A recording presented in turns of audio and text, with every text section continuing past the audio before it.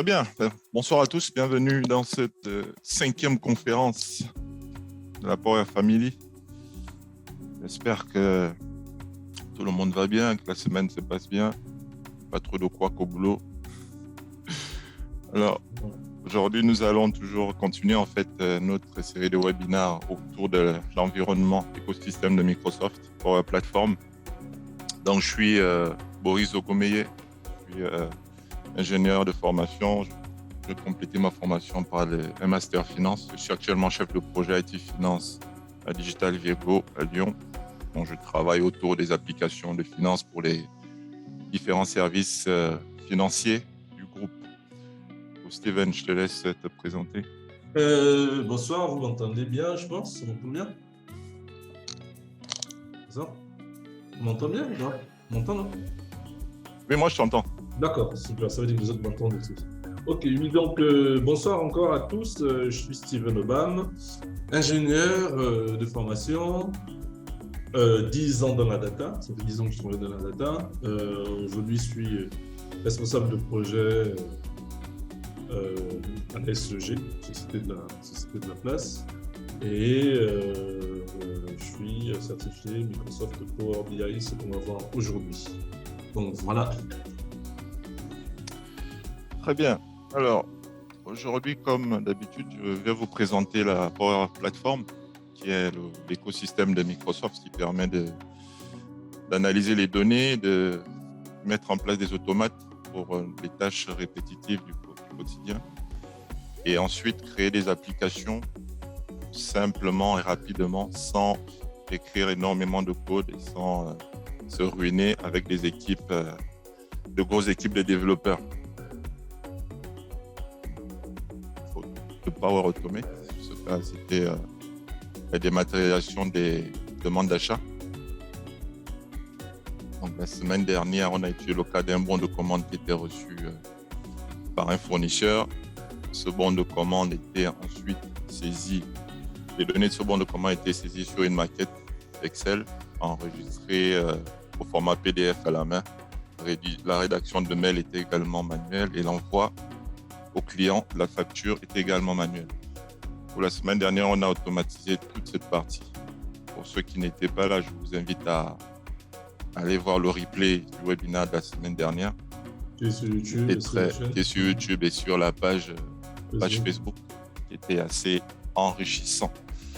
Ouais. Cette semaine, nous allons à présent passer à l'analyse des données, l'étude de data via Power BI, notamment la mise en place de tableaux de bord. Pour ceux qui ne sont pas familiarisés en fait avec la notion de tableau de bord, un tableau de bord c'est juste un ensemble de mesures en fait qui sont présentées soit sous forme de tableau, sous forme de graphique, et qui vous donnent en fait en temps réel les tendances liées à un domaine bien précis. Si vous voulez par exemple connaître le chiffre d'affaires d'une entreprise suivant un mois donné ou une année, vous pouvez avoir ces données sur un tableau de bord.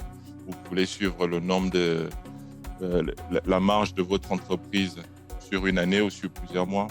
Le tableau de bord vous permet également de le faire. Le tableau de bord, c'est vraiment un ensemble de mesures. Donc, vous arrivez le matin, vous lancez votre tableau de bord, ça vous permet de savoir où vous en êtes en termes de chiffre d'affaires, le taux de mortalité, par exemple, comme nous allons voir tout à l'heure. C'est vraiment un indicateur qui vous aide en fait à prendre des décisions au quotidien et d'adapter votre stratégie par rapport à la concurrence.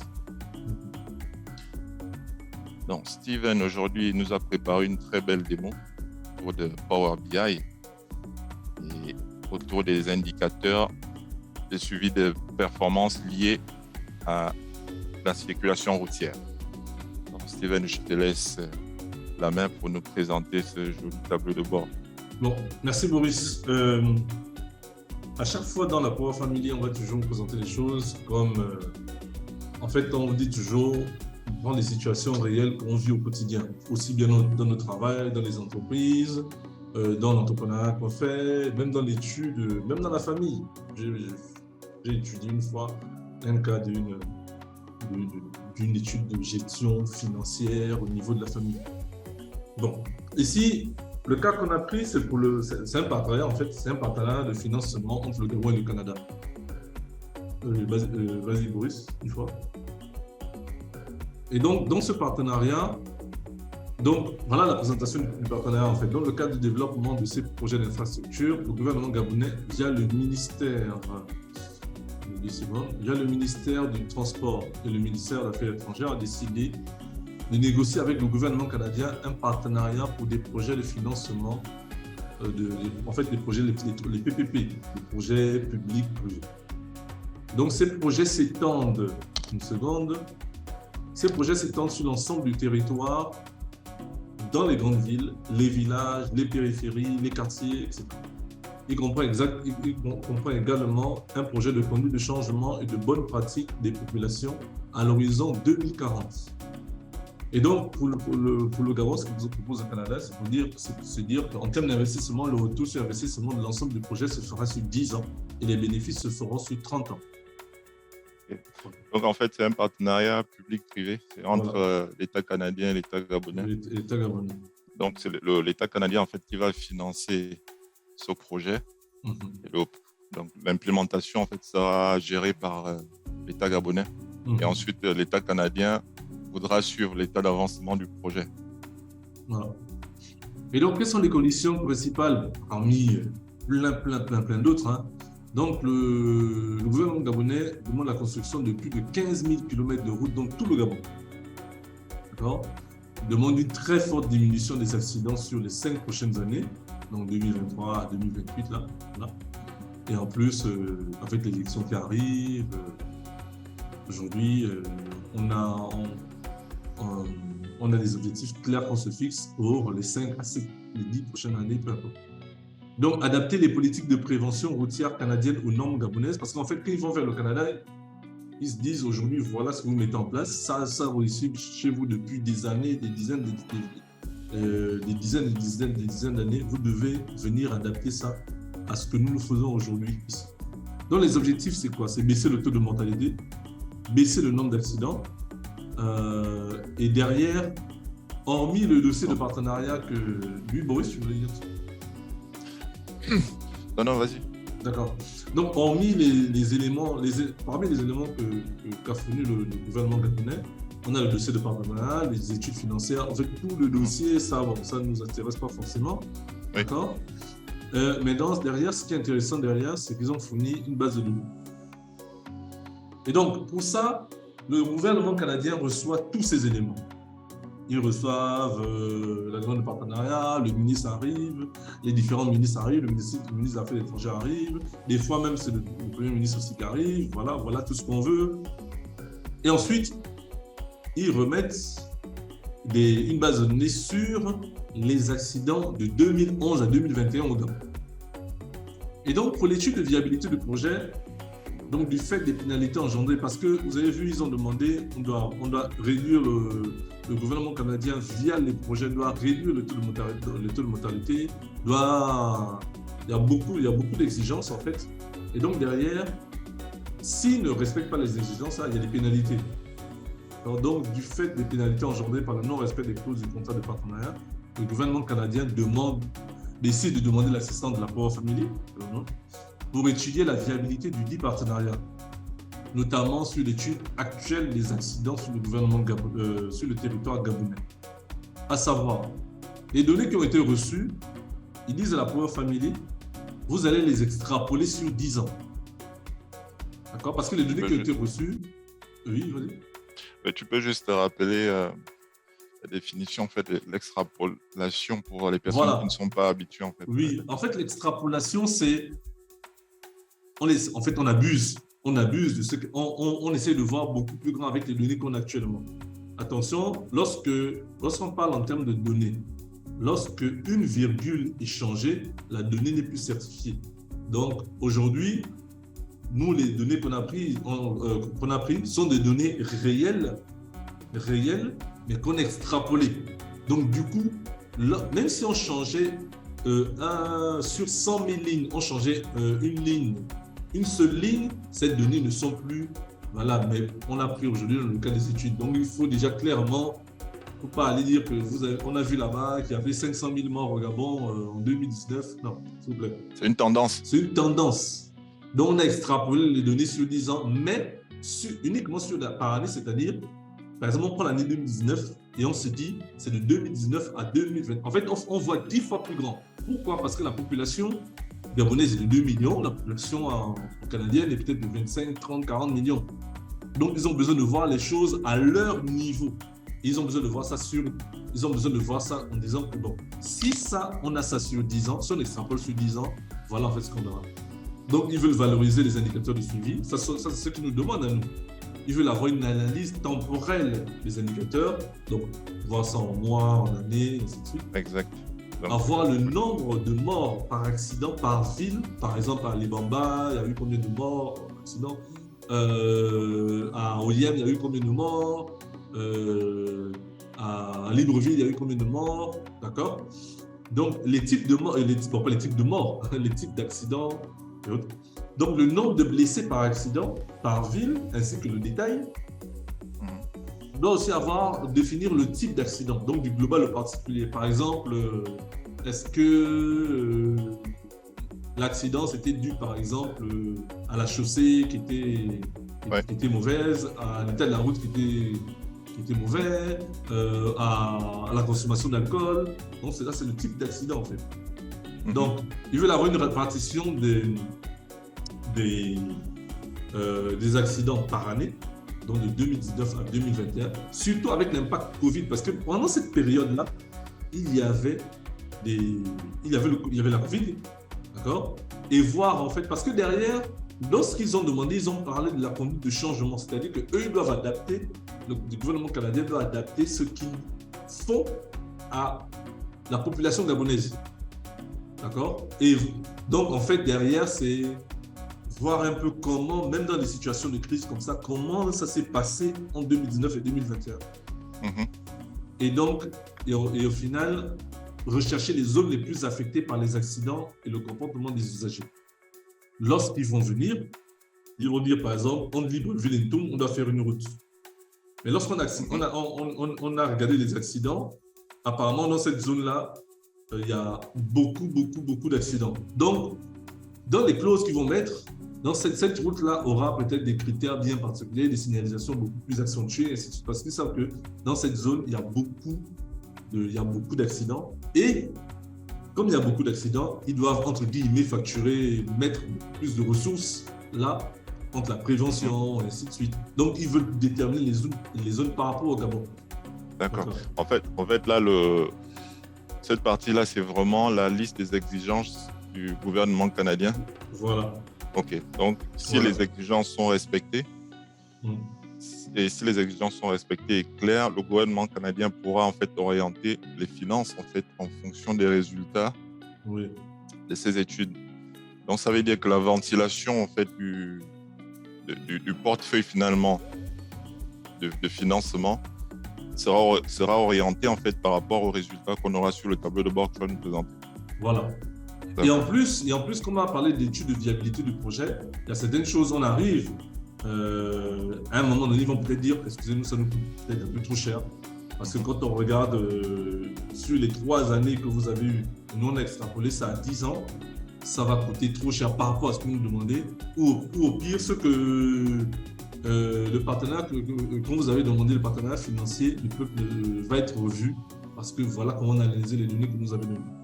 D'accord? Donc ça c'est bon. Pour ceux qui ne m'entendent pas, parce que bon, j'ai eu, voilà, il suffit simplement d'activer le micro, s'il vous plaît. Et pour ceux qui viennent d'arriver, on rappelle en fait que un tableau de bord, c'est un ensemble d'indicateurs. Et un indicateur, c'est une mesure. Voilà. Donc, par exemple, le nombre, si on veut connaître le nombre d'accidents, c'est une mesure. Une mesure. Le tableau de bord, en fait, c'est vraiment une série d'indicateurs, une série de mesures. Bon, contrairement aux autres fois, là, bon, comme vous avez vu, les données ont été envoyées en CSV. La dernière fois, on a vu des fichiers Excel, mais là, ils ont envoyé des fichiers CSV.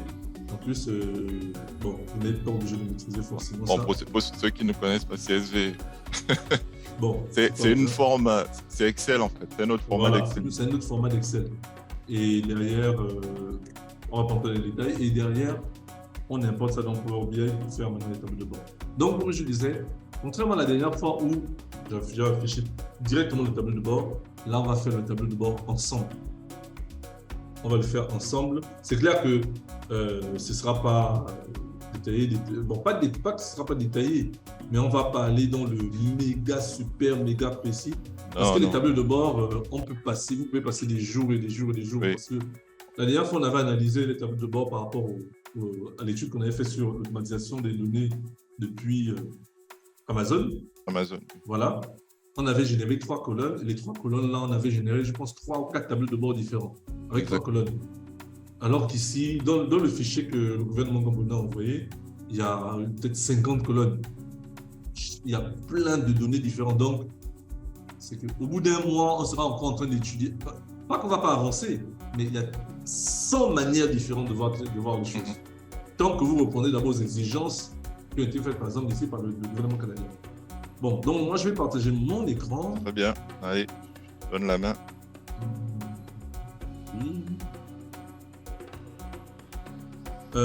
Puisque à partir de la semaine prochaine, on sera en mode... on va commencer les formations, mais vraiment... on a mis des capsules là où vous pouvez commencer à télécharger Power BI, télécharger Power Automate. On vous montre comment installer ça. Maintenant, la semaine prochaine, on va vraiment aller petit à petit. Là, on va commencer les phases de formation. Bon, vous voyez ici, normalement, bon, je fais exprès, normalement c'est ça. Si je vous l'ouvrir, mais j'ai fait exprès de garder ça. Vous voyez mon écran, non? Oui. Donc, bon, normalement on a une page vierge, mais j'ai fait exprès parce que ça me prenait un tout petit peu de temps, donc j'ai d'abord payé ça. Bon, toujours, hein, le logo de la gloire pour la famille.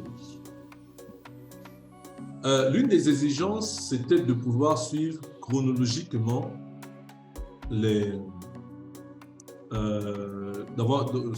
suivre des indicateurs sur le temps. D'accord. Donc, le temps, pour moi, la première chose que je regarde, c'est l'année, le mois. Puisqu'ils ont envoyé un fichier de 2019 à 2020 à 2021, donc ce que je regarde, moi, c'est l'année et le mois. Après, je peux aussi aller en jour et tout ça, mais bon. Voilà, pour l'instant, j'ai dit l'année et le mois. Je peux descendre au jour, si je veux, on peut même faire ça. Je vais faire ça. Ça, je vais faire ça. Voilà. Ça, je fais ça. Sélection du mois. Et ça, allez, bon. Je vais faire ça. Et je vais mettre ici sélection du jour.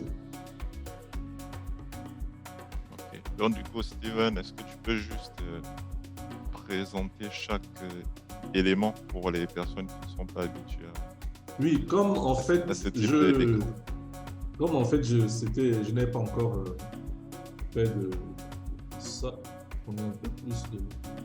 Pour ceux qui n'ont pas l'habitude, qui connaissent pas Power BI, en fait, ça c'est Power BI en fait, d'accord. C'est un outil, c'est un outil de la Power Platform qui permet effectivement de faire des tableaux de bord. Si vous voulez vraiment aller en détail, on a présenté ça dans la première conférence. Mais ici, vous avez l'interface où on fait les tableaux de bord. Ici, comme je vois une page ici, tout en bas ici, c'est un peu comme Excel, il y a plusieurs feuilles. Ici, c'est plusieurs pages. Donc, vous avez un endroit où vous générez vos visuels. Si j'arrive ici, par exemple, je clique, je veux par exemple, vous voyez ma souris, non, quand je bouge ma souris? Oui. Si je clique ici, je veux générer un graphique à barre, je clique là, d'accord? Je veux par exemple mettre les années en fonction d'une autre donnée. Voilà, il va donner, vous voyez, avec une autre donnée. Il suffit de faire certains clics. C'est assez rapide en fait. Pour faire le basique vraiment. Et aujourd'hui, on ne fera pas de formule, on ne fera pas de codage d'axe, on ne fera pas tout ça. On fera vraiment ce minimum-là. D'accord? Ça, c'est ça. Ici, vous avez les différents visuels. Ici, vous avez les données, vos colonnes en fait.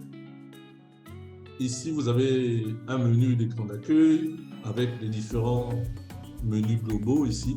Vous pouvez choisir le thème, vous pouvez insérer des données, vous pouvez insérer des formats, vous pouvez insérer des rapports, vous pouvez insérer des visuels particuliers, vous pouvez modéliser vos fichiers, vous pouvez faire des restrictions, vous pouvez gérer des rôles. Par exemple, quand le gouvernement canadien nous contacte, il va dire, bon, par exemple, les financiers, comme on avait vu ça dans la conférence numéro 3, je pense, là où les financiers voyaient les données et les commerciaux, eux, voyaient d'autres données.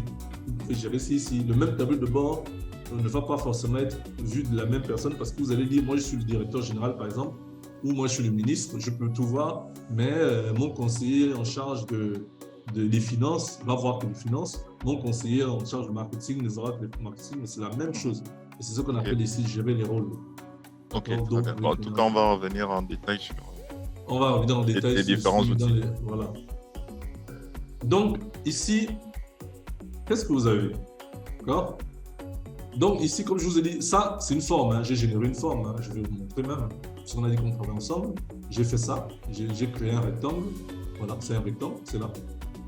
J'ai créé un rectangle. Là. Et je l'ai mis en arrière-plan ici.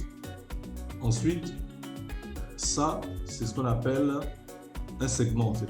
Un segment, si je vais ici, un segment, pour moi, c'est intéressant, surtout en termes de date, parce que si je vais, par exemple, mettre l'année, je peux filtrer les années et les données, d'accord? Je peux avoir les données de 2020, de 2019 seulement, ou de 2019 à 2020, de 2020 à 2021, ça, c'est ça. Mais ça, c'est une autre manière de voir les segments, parce que, comme on a dit, on voulait voir de manière temporelle, je sélectionne ici, j'ai des années, je peux sélectionner 2019, 2020, 2021. Quand je mets tout, il prend toutes les données. Okay. Maintenant, le mois, je peux sélectionner ici le mois. D'accord. Donc, je peux sélectionner, si je mets par exemple avril, il va sélectionner tous les mois d'avril pendant toutes ces années-là, ou je peux dire, bon, je sélectionne le mois. La même chose, dans ça, c'est pas le mois, c'est le jour. Et là, il faut que je vienne changer ici le titre. Vous voyez, vous pouvez vraiment personnaliser ce que vous faites en fait. Je rappelle que nous, on vous montre ça avec un cas pratique pour vous dire, dans votre métier, imaginez, pensez là. Votre limite, c'est votre pensée. Bon, on continue. La première chose, dans l'une des exigences, on a demandé en fait les blessés. Je vous rappelle, là, on a extrapolé les données sur 10 ans. Donc, si par exemple, c'est pour que tout le monde comprenne, si par exemple, de 2019 à 2021 au Gabon, il y a eu 50, 60, 75, 80, 95 blessés, d'accord? Dans les accidents, hein, tous les accidents confondus. Dans les accidents, ici, on va multiplier la valeur par 10, par 15, par 20 pour voir ça sur 10 ans, pour dire on gonfle au maximum. C'est pour voir, c'est pour le gouvernement canadien d'avoir le maximum. En fait, pour dire si j'extrapole au maximum, est-ce que je peux financer le projet? Que va-t-il se passer en fait? Que va-t-il en fait, il se projette. Voilà. Que va-t-il se passer si j'ai tel nombre de morts dans 5-10 ans? Voilà. Est-ce que le fait de financer ce projet sera vraiment rentable pour moi ou pas? En fait, c'est pour avoir la tendance sur 5 à 10 ans. C'est ça le but de l'extrapolation. Donc, mais quand vous allez voir les données, c'est-à-dire qu'on a pris les données de 2019, on a extrapolé, on n'a pas tiré jusqu'à 2029. On a extrapolé les données de 2019. Donc, au lieu d'avoir, par exemple, 10 morts dans 2019, il va dire, j'ai 1500 morts dans 2019. C'est parce que extrapoler les dates, c'est beaucoup plus compliqué que d'extrapoler les chiffres. Donc, c'est pour ça qu'on a dit sur une année, on extrapole les chiffres, une autre année, on extrapole les chiffres. D'accord? Bon. Donc là, en termes de blessés graves, de 2019 à 2020, on a 3017 blessés graves. Là, on ne va pas besoin. D'accord? 3718. Maintenant, ce que je vais faire, c'est que j'ai envie d'aller, par exemple, regarder les blessés légers. D'accord? Ce que je fais, c'est que je copie. Là, j'ai fait copier-coller, hein, j'ai fait CTRL-C, CTRL-V. Je mets ça ici. Là, c'est pour ça qu'on a dit on fait ça ensemble. Hein. Et vous voyez ici, regardez ici, ça là. Attendez, je vais venir ici. Ici, vous avez plusieurs vues différentes. Là, on a la vue d'ici, l'affichage du rapport. Ici, on a l'affichage, la vue de données que vous voyez dans Excel, par exemple. Et vous, comme vous voyez ici, regardez. On a des lignes, des lignes, des lignes, des lignes, des lignes. Vous voyez, c'est plein de colonnes avec des chiffres. Dans tous les sens. Donc, ça, ce sont les données que tu as reçues. Ça sont les données que j'ai reçues du gouvernement gabonais pour dire. Gouvernement, voilà. ok. D'accord? Ce sont les données, vous voyez, avec les dates. C'est pour ça que je disais que c'est pas facile d'extrapoler les dates. Mais les chiffres, ça va pour les extrapoler. Et bon, après, ça, c'est ce qu'on appelle la modélisation de données. Pour ceux qui ont la vue du modèle, pour ceux qui voudront aller au côté expert, on verra ça. Et donc, au lieu d'avoir les blessés graves, vous voyez, moi, je vais venir ici. Tout le monde voit à droite, non? Ici. Au lieu de sélectionner les blessés graves, moi, je vais simplement décrocher les blessés graves. Je vais cocher les blessés légers. En gros, ici, il m'a dit il y a 83 000 blessés légers. C'est normal. Hein. Il y a plus de blessés légers que de blessés graves. C'est toujours normal. Hein. Il y a plus de blessés que de décès, par exemple. Toujours. D'accord. Donc, en 3 ans, il y a 83 000 blessés légers. D'accord. On va aller encore plus loin. On va venir afficher ici, CTRL-C, CTRL-V. Au lieu d'avoir les blessés légers, je vais afficher les blessés. Vous voyez, le nombre de blessés, les piétons. 6 441 blessés sur les 3 dernières années. Je répète, il est toujours dans la tête qu'on extrapole. Donc, mais le but, c'est de voir. Le but n'est même pas de regarder le chiffre, c'est de dire sur les 83 000, c'est une sorte de proportion en fait. Il y a des blessés légers, mais par rapport à ça, on a quand même des piétons qui ont été blessés. Je vais aller plus loin. Je ne sais pas si vous vous souvenez de l'accident qu'il y a eu à Sainte-Marie récemment, il y a quelques mois. Il y a eu un accident là. Une voiture qui est quittée de la route et qui a fauché 13 personnes. Ce sont des blessés, c'était des piétons. Et eux, ils étaient blessés. Ils n'étaient pas dans la voiture en fait. Et eux, ils ont été blessés par rapport à l'accident. C'est ça les blessés par piéton. On va ensuite prendre un dernier indicateur. Et c'est ça dont Boris parlait tout à l'heure, les indicateurs. C'est ça les indicateurs en fait. Les indicateurs de mesure. On va regarder, on va dire, bon, les blessés à vélo. Et oui, on a des blessés à vélo. On a 4000. C'est que, en fait, ça qu'est-ce que ça dit par exemple au gouvernement canadien? C'est pour dire, est-ce que les limitations sur la route sont bien établies? Et là, on a dit c'est tout le Gabon. Hein. Pendant 3 ans, extrapolé sur 3 ans, mais tout le Gabon. D'accord? Parce que s'ils viennent et ils ne prennent pas en... Attendez, je vais prendre ça. Laisser vélo. Ça, voilà. Ça. Laisser à vélo. Est-ce que laisser vélo? Voilà. S'ils ne prennent pas ça en compte, quand ils vont venir faire leur projet, il y aura des manquements. Donc, c'est important pour eux de savoir qu'effectivement, même les piétons ont ça. Maintenant, on continue. Maintenant, ce qu'on va aller regarder, quelque chose que j'aime bien. On va faire comme ça. Ici, regardez, sans aller très très loin, on a une répartition par année des accidents. Est-ce que c'est possible d'agrandir un peu? Oui. Quand vous venez ici, vous faites ça, vous mettez un mot de focus, il va cibler en fait. Ok. D'accord? Il va aller. Et ce que vous vous rappelez là, tout à l'heure, on disait les impacts Covid. La Covid a commencé en 2019. D'accord? Là, pour dire, qu'est-ce qu'il dit Covid? Covid dit il y a moins de circulation, quarantaine, et ainsi de suite. D'accord? Donc, logiquement, les accidents devraient diminuer. D'accord? Ici, par exemple, en 2019, on a 40% d'accidents. En 2020, on est passé à 28%. Et là, on est quand même revenu à 30% en 2021. Qu'est-ce qui s'est passé de 2019 à 2020? Là, plein Covid, 2021, on commence à revenir. Vous voyez qu'il y a toujours une logique dans les chiffres, en fait. Derrière, c'était pour dire, parce qu'il y avait des zones, mais en plus, on était en Afrique. Notre quarantaine, ce n'était pas comme les autres, nous étions bloqués pendant 3 mois dans la maison, personne ne sortait. Nous, c'était de temps en temps. C'est pour ça que, par rapport à l'impact Covid, il n'y a pas une grosse différence. Alors que dans d'autres pays, vous allez avoir 2019, par exemple, 70%, 2020, ça allait être super réduit. Voilà. Parce que dans l'une des exigences, c'était adapter les normes canadiennes par rapport à ce qui se fait au Gabon. Mais lorsqu'il y a par exemple Covid, lorsqu'il y a une crise comme ça, quel est le comportement des Gabonais par rapport à ça? Quel est le comportement du gouvernement par rapport à ça? Vous voyez, lorsqu'on se pose des questions, on peut aller très, très, très loin en regardant un simple graphe comme ça, en fait. Donc, ça, c'est ça. Maintenant, on va regarder. Ça, c'est quelque chose que vraiment, vraiment j'adore.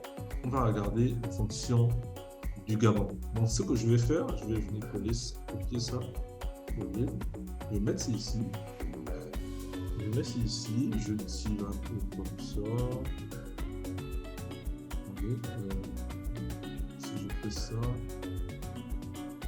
après. Voilà. On va dire, on analyse ici, répartition, on va appeler ça répartition Gabon.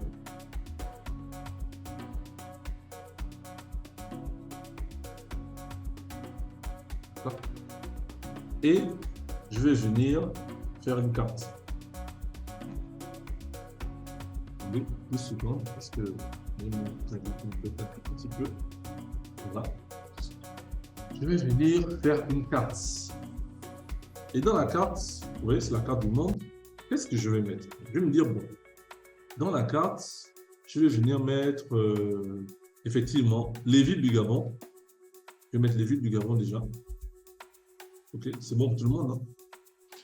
Oui, je vois toujours l'écran. Voilà. Je vais mettre les villes du Gabon. Là. Et je vais mettre par rapport aux accidents, en fait. Et vous voyez ici, visuellement, tout de suite. Qu'est-ce que je vais mettre un mot de focus. Voilà, c'est là. Qu'est-ce qui vous touche tout de suite là, lorsqu'on met ça? En fait, quand tu regardes la carte, tu peux déjà voir où il y a beaucoup plus d'accidents. Dans quelle région, quelle zone du Gabon? Il y a beaucoup plus d'accidents au Gabon. Le moyen au cours et... Bon, attendez, je vais faire ça. Parce que même moi, quand j'ai vu ça, j'ai dit waouh. Parce que l'endroit là où il y a le plus de population, c'est où ça? C'est Libreville. Libreville. D'accord? Mais effectivement, là où il y a le plus d'accidents, c'est dans le Moyen-Ogooué, notamment. Et qu'est-ce qu'il y a ici en fait? Parce que là, c'est Bifoun. Qu'est-ce qu'il y a ici? On m'entend toujours? Oui, je t'entends. D'accord. Oui. Qu'est-ce qu'il y a ici? C'est Bifoun. Parce que entre la route entre Ndjolé et Bifoun, il y a énormément d'accidents. Ndjolé, Bifoun, on a rien. Vous voyez? On a un point ici, un peu vers dans le Bouilolo. C'est un peu à proportion là. C'est vrai que lui, il n'y a pas gentil, mais c'est cette zone-là où il y a des accidents. Et ça, c'est intéressant vraiment pour le gouvernement canadien. Là, il saura en un coup d'œil où mettre les efforts en fait. Exactement. Il saura qu'il faut mettre beaucoup plus de budget dans cette zone-là pour voir ce qu'il faut améliorer. Est-ce que ce sont les routes qu'il faut améliorer? Est-ce qu'il faut mettre beaucoup plus de signalisation ou pas? Donc, avec cette carte, en un clin d'œil, le gouvernement canadien sait où vraiment mettre l'effort, où mettre le focus. Voilà. Tout de suite, en un clin d'œil, là, on sait qu'ici, rien que cette zone-là, ça commence à Kango. Vous voyez? Ça commence à Kango. Donc, Kango, Bifoun, Ndjolé, Lambaréné, cette zone-là, c'est une grosse zone d'accident. Plus que Libreville, qui est la capitale, et c'est même plus que Libreville et Port-Gentil. Il y a plus d'accidents dans cette zone. Parce qu'effectivement, c'est la nationale. C'est la nationale, parce qu'entre Bifoun et Ndjolé, la route, c'est... Même moi, il y a un mois et demi, j'ai fait un accident là-bas. Moi, j'ai fait un accident là-bas. Je suis entré dans un ravin. Même si il y a une personne dans ce zoom-là qui ne veut pas traiter mon dossier, mais voilà. Donc, bon. Donc ça parle tout de suite. D'accord? Et ça, c'est le but. Je pense dans une des exigences, c'était quelles sont les zones les plus affectées, je pense, par les accidents. Oui, c'est ça. Oui. Voilà, quelles sont les zones les plus affectées. Et là, tout de suite, ils savent qu'il y a ces zones-là. Après, on peut aller en détail pour dire, bon, on peut mettre certains éléments, hein, quel est le nombre de morts. Le but n'est même pas de regarder le nombre de morts ou autre, ce sont plutôt les accidents. C'est le nombre de morts, c'est l'extrême, là on va plus loin. Mais de dire, bon, en fonction de ça, tout de suite, voilà les zones où je dois aller travailler en fait. Donc, si je reviens, bon, vous voyez, On a cette répartition-là. Après, derrière, le gouvernement canadien, en fait, a superposé ces villes, en fait, pour regarder, pour dire, bon, puisqu'ils ont extrapolé pour avoir une répartition assez globale, ils se disent, bon, nous, on va mettre à côté, on va se mettre à côté, et on met répartition Canada.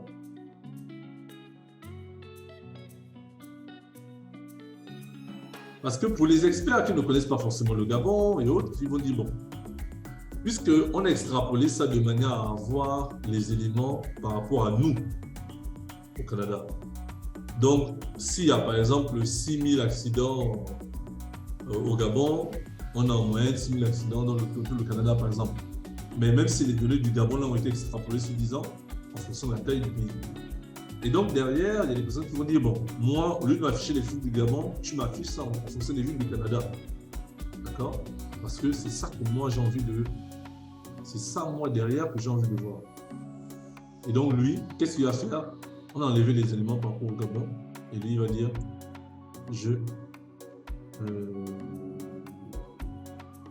ça, je mets ça ici. Et voilà.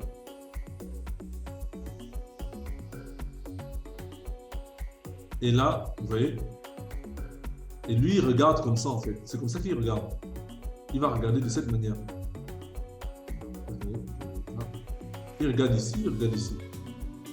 Pour que lui, visuellement, il regarde à peu près, par exemple, ici dans cette zone du Québec, voilà la taille à peu près, comment est-ce que les zones ont été financées, comment est-ce que les gens paient ça. Ce n'est qu'une représentation visuelle là, de ce qu'il est en train de faire. Pour dire, pour les plus grosses zones ici, là, on a par exemple la plus grande zone, par exemple, c'est à Montréal. Comment ça a été fait? Quelle est la conduite de changement qu'on a fait pour les zones qui ont été à forte représentativité d'accidents? Comment c'était fait? Puisqu'ils veulent qu'on adapte le modèle canadien au modèle gabonais. Donc voilà les questions en fait qui vont se poser. Et c'est la politique qu'on a mis en place pour réduire en fait le taux d'accident. Voilà, exactement. Donc cette représentation visuelle-là, tu peux dire beaucoup de choses. Et pourtant, on est dans les données du Gabon, hein, mais la personne derrière va venir dire, ah, attention, moi j'ai envie de voir ça par rapport à ce que j'ai déjà fait. On a déjà fait derrière. D'accord? Bon, après maintenant, on va dire, bon, c'est pas tout, mais moi aussi, on a parlé des types d'accidents. D'accord?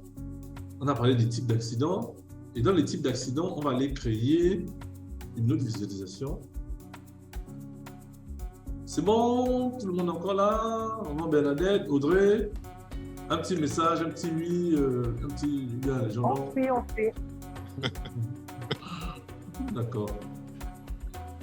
Ok, donc là, ce que je vais faire, je vais dire, bon, moi, je change ici, je vais mettre, c'est le type d'accident. C'est ce que je vais voir. Et moi, je vais voir ça en diagramme comme ça. Et je vais aller chercher, pour moi, c'est le type d'accident. Vous voyez que, en fait, voilà une autre façon de voir aussi les données par rapport aux accidents. On voit ici que c'est à Bifoun qu'on a le plus d'accidents. C'est juste énorme. Après, c'est Libreville. Trop gentil. Mais comme ici, vous voyez ça, vous ne voyez pas ça. Ce n'est pas assez représentatif. Bon, c'est représentatif, mais la zone n'est pas limitée. Pourquoi? Parce que regardez, quand on voit ici, là, on sait que c'est toute cette zone. Parce que quand on a regardé le graphe précédent, cette zone-là est noyée. On a tendance à regarder seulement Bifoun. Et on va vouloir se concentrer dans Bifoun. Alors qu'ici, on sait que, en fait, ça c'est proche d'ici, ça c'est proche d'ici, ça c'est proche d'ici. Donc c'est toute cette zone-là. Donc je sais que c'est Congo, c'est Ndjolé, c'est Lambaréné. En plus, une route. C'est de Congo à Bifoun, de Bifoun à Ndjolé, de Bifoun à Lambaréné.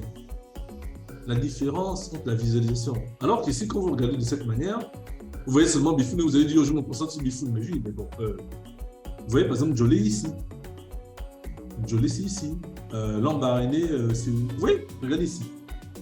Vous, dans votre tête, tout de suite, vous allez négliger Lambaréné. Si on vous montre ce visuel-là par rapport à ce que vous voulez faire, vous allez négliger Lambaréné pour dire que ça ne sert à rien. Comme me concentrer là-bas. Alors qu'il y a Lambaréné, il y a Ndjolé, il y a fonds civil, je pense. Voilà. Non, pas fonds civil. C'est quoi? C'était Lambaréné, Njolé et Congo. Voilà. Lambaréné, Njolé et Congo. Congo, c'est où là? Congo, c'est ici. Donc, très, très important la façon dont vous analysez les données, la façon dont vous visualisez les données. C'est très, très important. Donc, bon, moi, j'ai pris ça, c'était pour mettre mon... Derrière, ici, je vais mettre quoi? Je vais mettre les causes de l'accident. C'est ce que je veux. En fonction de la gravité. Donc, la gravité de l'accident et les causes. Et là, c'est juste énorme. Regardez. Les causes de l'accident, des accidents au Gabon.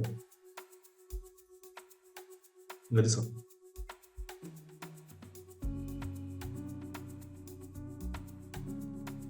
Ok, donc on a l'excès de vitesse, premier. Excès de vitesse, le top 1.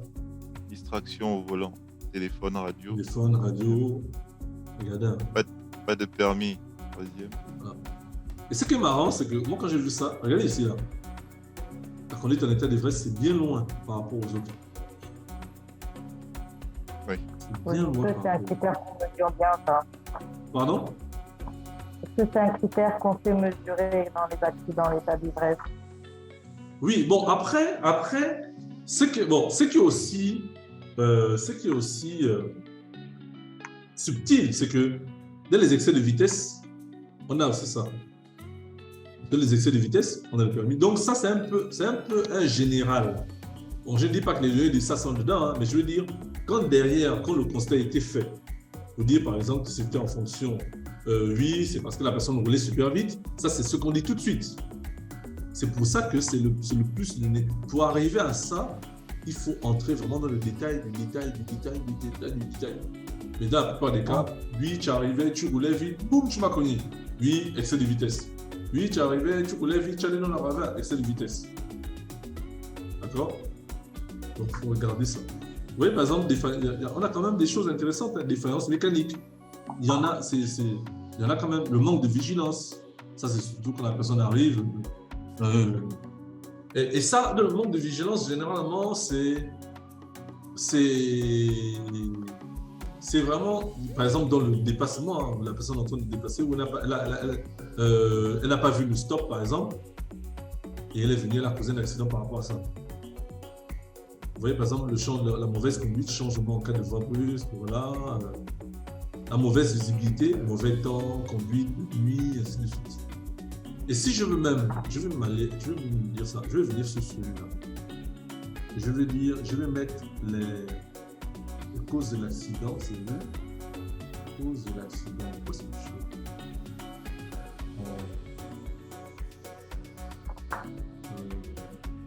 Cause de l'accident, je vais mettre ça par exemple en ce que je fais. C'était les accidents, ici. Accident. Et je vais mettre les causes de l'accident, les gens peuvent. Regardez, si je filtre, vous voyez ici,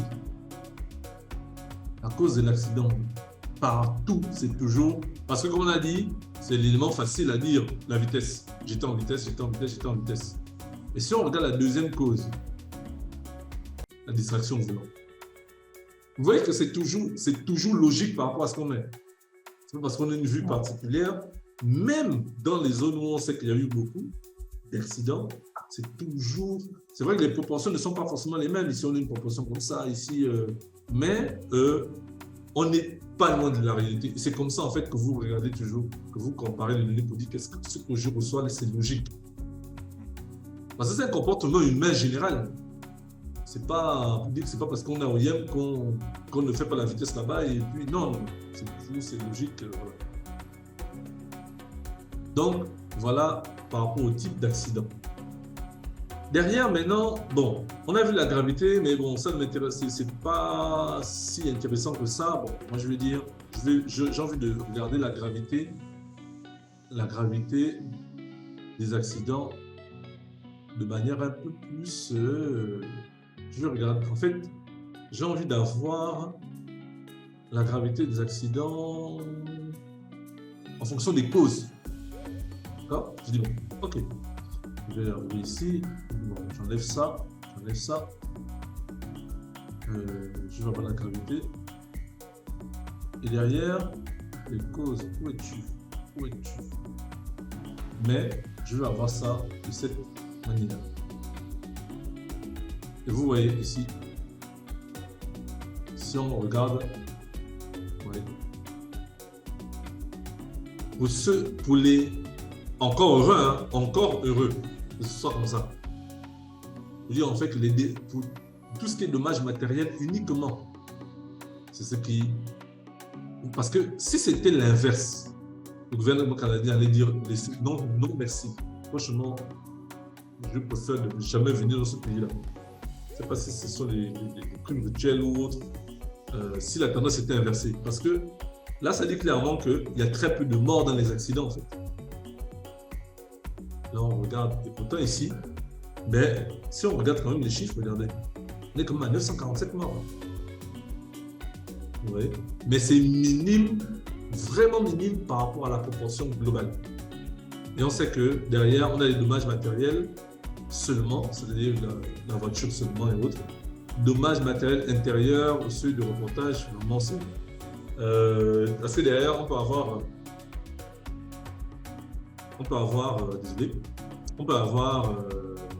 lorsqu'on a les dommages matériels, on a les dommages matériels seulement. Ensuite, on a tout ce qui est dommages matériels inférieurs. Et après, on a vraiment des dégâts légers. Dégâts légers, ce qu'on a dit, c'est surtout rapporté à l'humain, en fait. Une petite blessure ou autre. Après, on a les dégâts graves. Là, ce sont les personnes qui vont à l'hôpital, on amène à l'hôpital. Mais mortel, c'est toutes les personnes qui meurent sur le coup. Ou les personnes qui meurent au bout de 30 jours, quand ils arrivent à l'hôpital. Donc, c'est tout ce qui est... Voilà. Et donc, on va terminer avec deux autres, parce que bon, on a regardé, on a vu les blessés. Derrière, il veut quand même avoir... On veut avoir les blessés, mais les blessés... Tout de suite, en fait, l'information doit nous frapper par rapport aux blessés aussi. Et là, je vais choisir un visuel particulier. Ce visuel-là, c'est... Je vais faire ça, je vais le réduire un peu. Là, je peux réduire un peu. Là, je vais ici. Je vais me dire, bon, je vais prendre ce visuel qu'on appelle la trimap. La trimap, en fait, comme on avait vu la dernière fois, je vais aller prendre tout ce qui est blessé. Blessé grave, blessé léger, blessé par moto, blessé de piéton, blessé à vélo, tout ça. Et on voit bien ici que, effectivement, ça confirme, sans aller dans les chiffres, malgré qu'on a eu les chiffres ici. Vous voyez ici, on a eu les chiffres sur les blessés graves, les blessés graves, les blessés légers et tout ça, d'accord? Mais visuellement ici, on sait que ce sont les blessés légers qui ont une plus grosse part en fait. Et donc, quand on a des blessés légers comme ça, lorsqu'on a ça, qu'est-ce qu'on fait par rapport à ça? Derrière, on peut prendre des décisions, par exemple, pour dire il faut qu'on ait un accès aux soins très très rapide lorsqu'on a des accidents, par exemple. Lorsqu'on va venir investir, est-ce qu'on investit aussi dans un SAMU? Est-ce qu'on fait un partenariat avec un SAMU? Parce que plus c'est des blessés. Dans l'une des exigences, il disait on ne doit pas avoir de mort lors des accidents. Parce qu'un blessé léger, tout de suite, peut se transformer en blessé grave s'il n'est pas traité. Et le blessé grave, ça peut se transformer en mort. D'accord? Et je pense qu'on avait, le dernier, c'était, on avait un détail par ville, c'est ça, Boris? Oui. Un détail par ville. Ce que je vais faire ici, je vais prendre ça. Bon, c'est pas type d'accident, hein, ça c'est plutôt ici. Vous voyez que là, vous avez vu, on fait le tableau de bord ensemble. Je n'ai pas mis de calcul, je n'ai pas fait de code particulier, puisqu'on peut en faire. Hein. On peut calculer des moyennes, filtrer des données et autres. On ne va pas faire ça. On n'est pas encore à ce niveau. On n'est vraiment pas encore à ce niveau. Et là, je vais faire ça. Je vais venir. Je vais aller regarder. Mais je vais aller regarder. Je vais avoir le détail par ville. Ça, je vais essayer de mettre Je vais mettre ici, le titre. Où est-ce que tu cherches celui-là? Détail par ville du Gabon.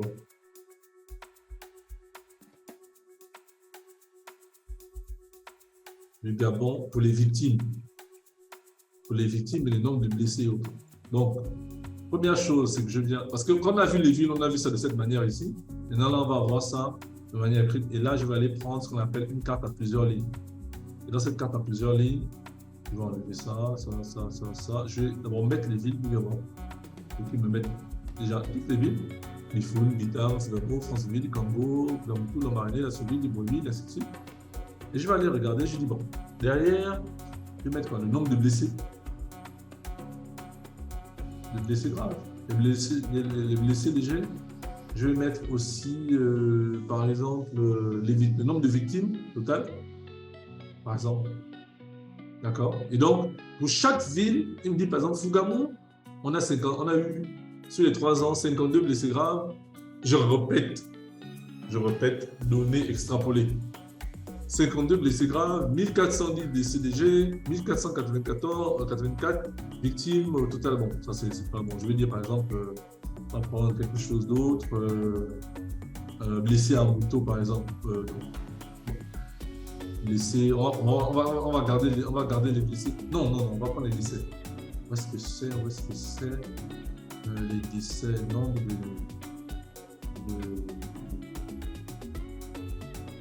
de morts. Voilà.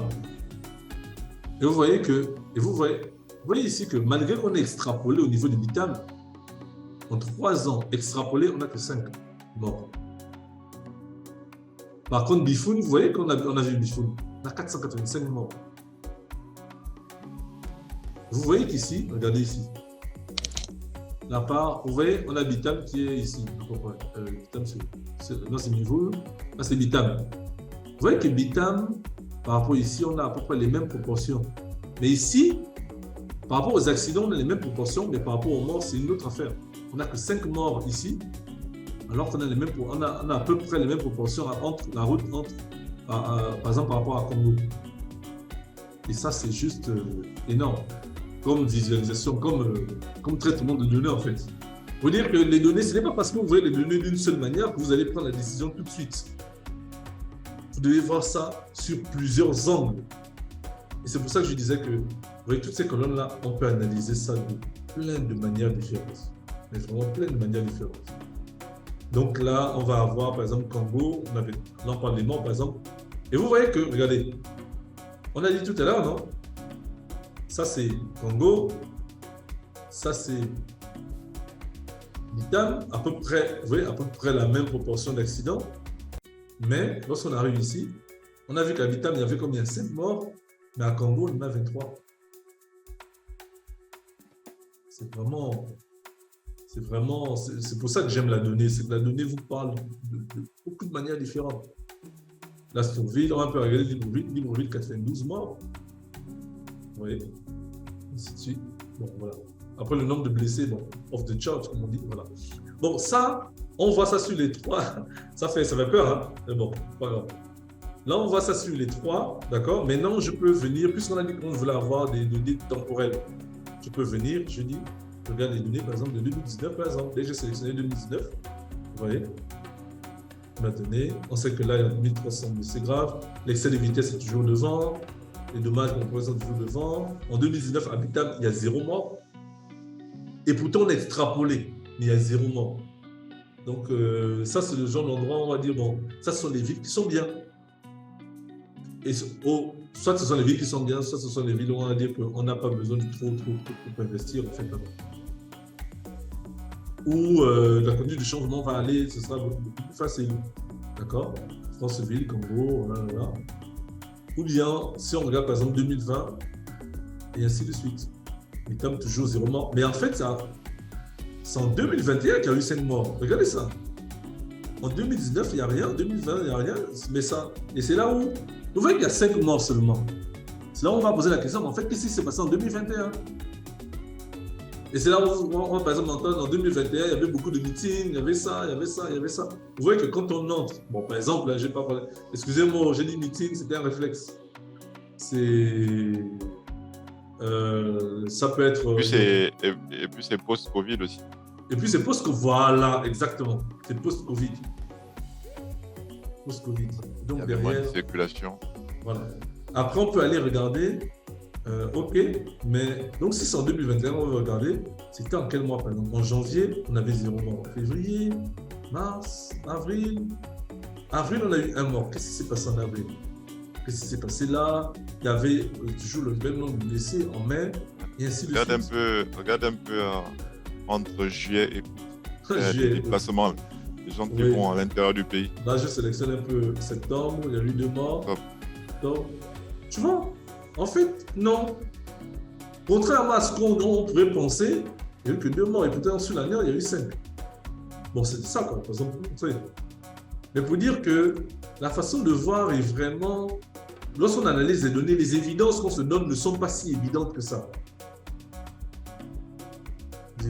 Parce que là, vraiment, on voit les choses d'une autre manière et les choses sont vraiment de plus en plus globales. Et donc, lorsque... Vous voyez, là, on a fait un tableau de bord. Hein. On a commencé avec quelque chose, avec une page comme ça, vide, à part ce côté-là, on avait déjà fait l'année, le mois et le cadre.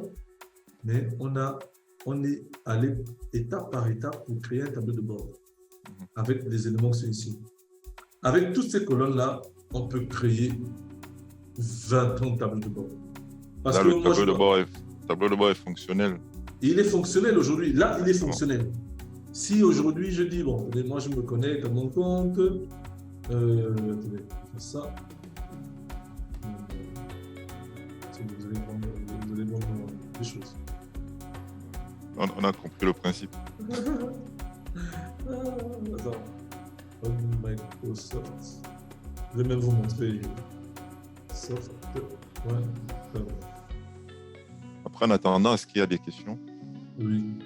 Est-ce que c'est clair pour tout le monde? Est-ce qu'il y a des zones que Steven doit détailler?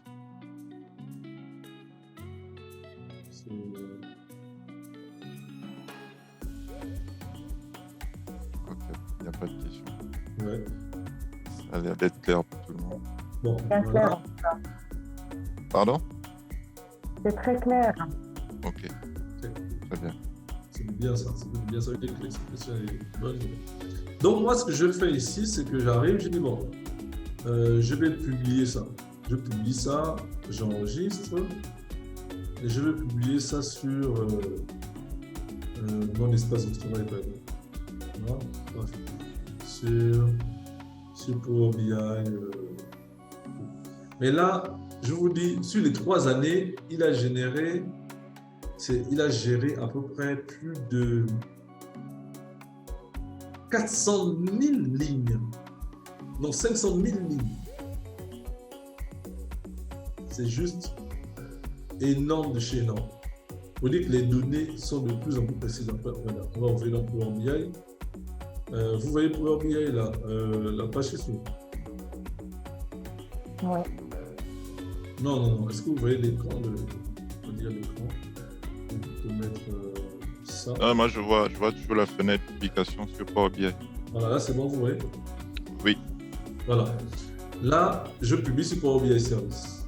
Donc, quand Power Family termine, je dis bon, nous, derrière, on va publier ça et les gens pourront, par exemple,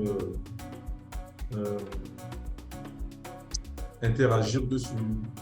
Je vais partager ça pour mon équipe, je vais partager ça même aux équipes canadiennes pour dire que bon, voilà le gouvernement canadien, voilà les premières analyses qu'on a faites. Vous voyez, c'est ici. Ça, c'est totalement exploitable par... Il y a différentes pages, hein. Mais bon, c'est totalement exploitable par l'équipe. Je vais faire ça comme ça. Totalement exploitable. Il peut venir, il peut même faire certains filtres. Voilà. Je peux modifier, je peux demander, je peux faire des abonnements au rapport pour dire ici, je peux ajouter un nouvel abonnement. Et l'abonnement, je vais dire, bon, j'ajoute par exemple Audrey Limabi, je veux qu'elle reçoive le rapport tous les jours à 8h30, à 8h15 par exemple. à 8h15, voilà, parce que tous les jours, il y a des modifications qui vont être faites, et ainsi de suite. Dès que j'ai mis ça automatiquement, là, même, par exemple, est-ce que cette personne Là, il va recevoir les données actualisées. Voilà, les données actualisées, par exemple. Si je mets, par exemple, mon mail, est-ce que... Bon, là, il faut être dans l'organisation du truc, voilà. Dès que l'organisation de l'entreprise est faite, on envoie automatiquement, il envoie, ou on peut gérer les abonnements et on peut dire, bon, tu vas faire ça tous les 2 heures, ou tous les 3 heures, ou tous les 5 heures, ainsi de suite. Ça, c'est maintenant pour BI Service. Quand on a fini de faire le tableau de bord comme ça. Et ce qui est bien, c'est que je peux avoir ça, envoyer ça directement dans Teams, je peux partager ça, envoyer ça par courrier, envoyer le lien, créer un PowerPoint tout de suite, voilà. Donc, vous voyez que dès qu'on a fini de faire ça, le tableau de bord est totalement fonctionnel. Quand les personnes reçoivent ça, ils cliquent simplement sur le lien, ils cliquent sur le lien, ils ont plein écran, voilà, sur plein écran.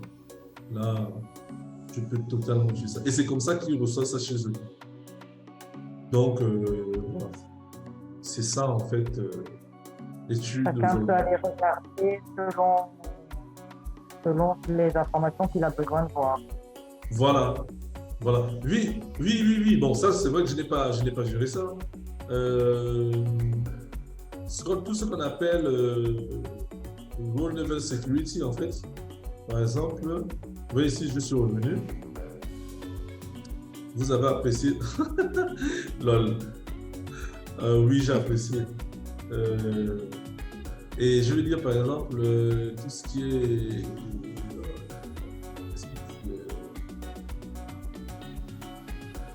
Voilà, gérer les rôles. Et je vais créer un rôle et je dis, par exemple, voilà, un rôle. Voilà. Mais là, je vais faire plutôt. C'est ce qu'on appelle faire du DAX, en fait.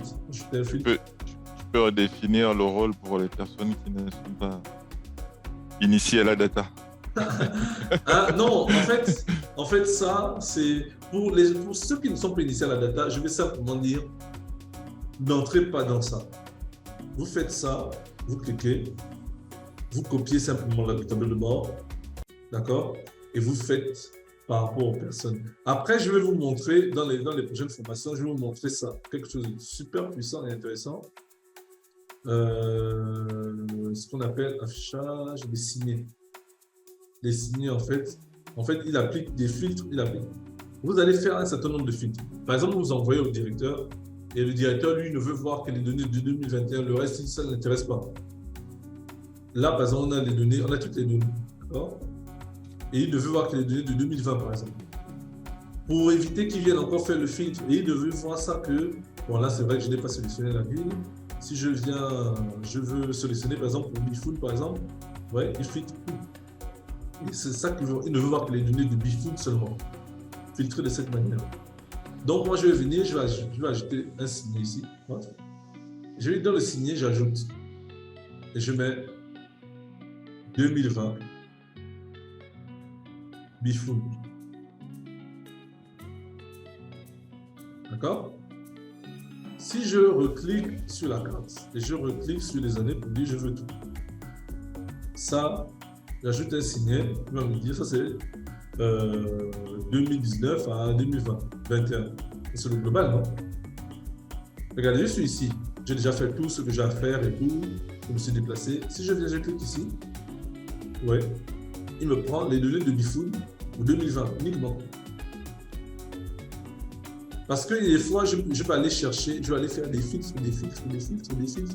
Et des fois, j'ai trouvé une bonne manière de voir les choses. Et à un moment donné, je risque d'oublier comment j'ai fait ça. Et tu peux préenregistrer tes filtres, en fait. Tout ce que tu as sélectionné auparavant, tu peux le et là, si je peux continuer en termes de mort, là, je vais voir seulement, d'accord, cette manière-là, et je vais créer autant de signets que je veux. Ça, c'est clair que ça n'empêche pas la personne de venir cliquer là et dire, bon, moi, je vais voir le données globales. Mais ça permet déjà de réduire un bon nombre de choses, surtout quand tu as fait toute une analyse. Parce que là, le but, c'est de faire des analyses. De dire, quand je vais aller regarder pour une région particulière, oui, c'est le même tableau de bord. Tu ne veux pas changer ton tableau de bord, tu veux affiner tes filtres. Bon, là, il y a ça, là, il y a ça, là, il y a ça.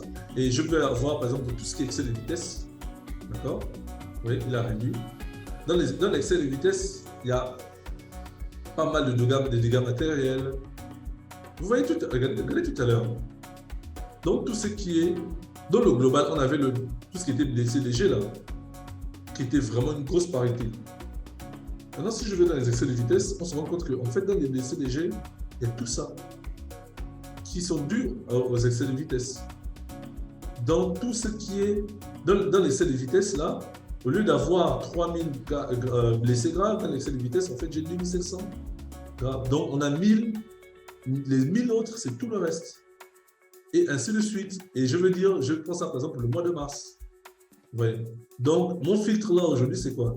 Excès de vitesse pour le mois de mars. Et il me donne... Et pour le mois de mars, j'ai eu 99 blessés graves. Dans le cas excès de vitesse. Et là, pour ne pas perdre ça, je vais venir ajouter, je mets excès de vitesse,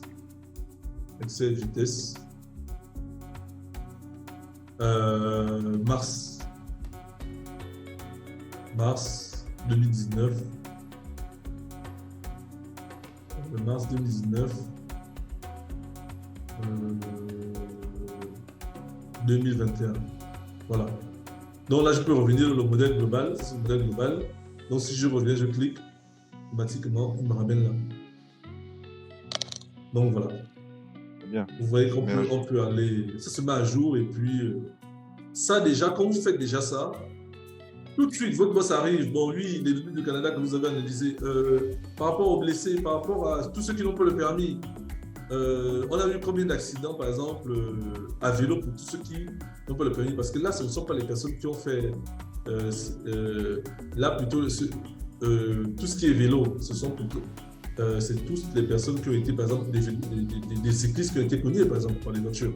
Je dis, bon, ok, ben, pour tous ceux qui ont le permis, ben, il n'y a que 9, hein, et c'est normal. S'il y avait 500 ou 600, j'ai dit à tout le monde. Voilà. Mais pour tous ceux qui n'ont pas le permis, il y a 132 blessés graves, il y a 532, il y a 5299 blessés légers. Donc, on ne peut pas négliger, attention, pour tous ceux qui n'ont pas le permis.